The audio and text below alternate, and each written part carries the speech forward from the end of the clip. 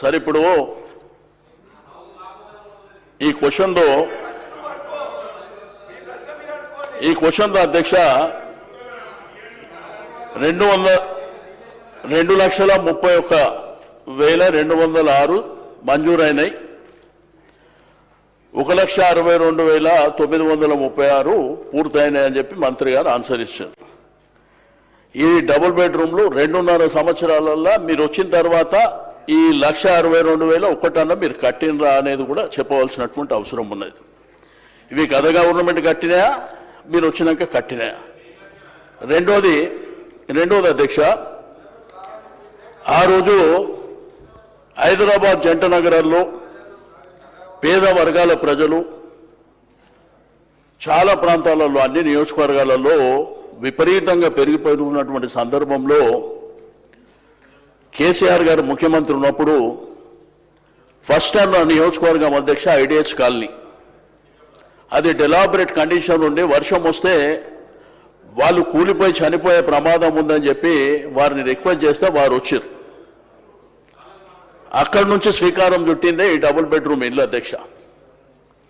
ఆ తర్వాత ఆ ఇల్లు కంప్లీట్ అయిన తర్వాత మధ్యలో మన రాష్ట్ర గవర్నర్ గారు నరసింహన్ గారు కూడా అక్కడికి వచ్చి విజిట్ చేసి ఇది అద్భుతంగా ఉంది, ఢిల్లీలో ఐఏఎస్ ఐపీఎస్లో కూడా లేదనేది చెప్పినటువంటిది. నేను మంత్రి గారికి రిక్వెస్ట్ చేసేది ఏంటంటే, మీరు 99 రోజుల ప్రోగ్రాంలో ఏదైతే ఖాళీ ప్రాంతాలలో కట్టినటువంటి ఇండ్లేమో మీరు 99 డేస్లో ఇవ్వండి. ఏదైతే జంట నగరాల్లో సికింద్రాబాద్ హైదరాబాద్ పేద వర్గాలు ఉన్నటువంటి ప్రాంతాల్లో వాళ్ళని అక్కడి నుంచి తీసేసి కట్టిన ఇండ్లు అవి. కానీ ఇప్పుడు ఏంటంటే వాళ్ళ దగ్గర ఉన్నటువంటి వివరాలలో ఒక 12-14 వివరాలు కావాలని అడుగుతుండ్రు. బట్ మీకు అందరూ తెలుసు 70-80 సంవత్సరాల నుంచి నివాసం ఉంటున్నటువంటి వాళ్ళ దగ్గర కొన్ని పేపర్లు అందుబాటులో ఉండవు, వాళ్ళు దాచుకోవడం కూడా ఉండదు. ఆ ప్రాంతంలో ఏంటంటే ఇవి ఖాళీ ఉన్నాయి కదా అని చెప్పి మీరు వేరేళ్ళకి అలర్ట్ చేసేటువంటి కార్యక్రమం చేస్తే అక్కడ అన్ని బస్తీలలో గొడవలు జరుగుతున్నాయి. ఫర్ ఎగ్జాంపుల్ మా దగ్గర గంగిరెడ్డి దొడ్డి అని, అంబేద్కర్ నగర్ అని ఆ ప్రాంతాల్లో ఒక 2-3 బయట వాళ్ళకి అలర్ట్ చేస్తే బస్తీ అంతా గొడవలయ్యేటువంటి పరిస్థితి ఉంది. కాబట్టి ఆ బస్తీ వాళ్ళని కాన్ఫిడెన్స్లోకి తీసుకొని ఒరిజినల్గా వాళ్ళకు రానటువంటి వాళ్ళు, వాళ్ళ దగ్గర పేపర్లు ప్రాపర్గా లేనటువంటి వాళ్ళు కొంత, ఎందుకంటే మన హైదరాబాద్ సిటీ స్లమ్లలో పేపర్లు ఉండవు అధ్యక్ష. కాబట్టి వాళ్ళ నివాసం 70-80 సంవత్సరాల నుంచి ఉంటారు. ఇవన్నీ దృష్టిలో ఉంచుకోవాలని చెప్పి, కానీ మేము ఒక్క డబుల్ బెడ్రూమ్ ఇల్లు కట్టలేదని చెప్పి ఎలక్షన్ల ముందు చెప్పారు. గౌరవ ఇప్పుడు మా ఉప ముఖ్యమంత్రి గారు మా బట్టన్నని తీసుకొని నేనే చాలా ప్రాంతాలలో డబుల్ బెడ్ ఇండ్ల కోసం మరి విజిట్ చేసి అక్కడ కట్టినవి కూడా చూపించినటువంటిది. కాబట్టి నేనేమంటున్నా, గవర్నమెంట్ అనేది రొటీన్ ప్రాసెస్.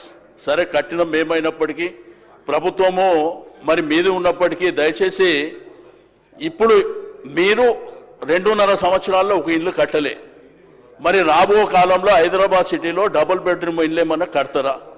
మా వంశాన్ని అయితే చాలా అద్భుతంగా చెప్పిండు, అల్లుడు వస్తే కోడలు వస్తే అత్త వస్తే అని చెప్పి సీఎం గారు కేసీఆర్. అందుకే నేను ఎవరెవరు మాట్లాడే వాళ్ళు ఉన్నారు, నా ఎంబడి వస్తే తీసుకుపోయి చూపిస్తా. అందులో బిడ్డ కోసము అల్లుని కోసం ఎట్లా పెట్టినరో, ఎట్లా అద్భుతంగా కట్టినరో చూపిస్తా. చూడకుండా మాట్లాడడం రెండోది అధ్యక్ష, రెండోది ఇదంతా పారదర్శకంగా ఉండాలని చెప్పి ఆ రోజు ఇక్కడ రంగారెడ్డి కలెక్టరేట్లో అందరు శాసనసభ్యులు ప్రతిపక్షాలకు అందరు సమక్షంలోనే డ్రాలు తీసి 1,00,000 డబుల్ బెడ్రూమ్ ఇల్లు కట్టాలనేటువంటి మా ఆలోచనకు 68,000 ఇండ్లు మేము కంప్లీట్ చేసి డ్రాలో మరి పారదర్శకంగా ఇచ్చినాం. ఇప్పుడు ఇందిరమ్మ కమిటీలో అవన్నీ లేనిపోని సమస్యలు నేను శ్రీధరరావు కూడా నిన్న కూడా చెప్పిన, మళ్ళీ అనవసరంగా ఘర్షణలు జరుగుతాయి.